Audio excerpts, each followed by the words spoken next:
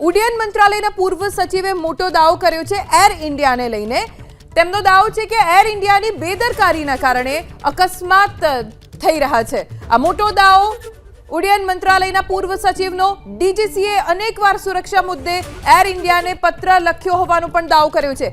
બોઈંગને લઈને છેલ્લા કેટલાક વર્ષોથી ફરિયાદો પણ આવી રહી હોવાનો દાવો તેમના તરફથી કરવામાં આવ્યો છે। બેદરકારીના કારણે અકસ્માત થતો હોવાનો મોટો દાવો કર્યો છે।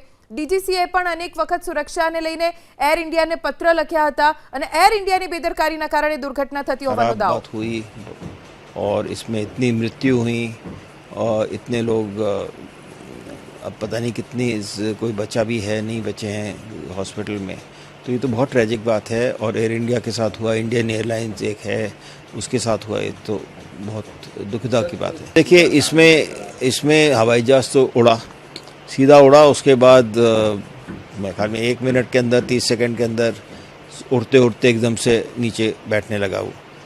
तो इसमें इंजन फेलियर लगता है। सबसे बड़ी चीज़ तो ये है कि 2 इंजन होते हैं, दोनों इंजन लगते हैं फेल हो गए। एक इंजन अगर होता तो तब भी चल जाता।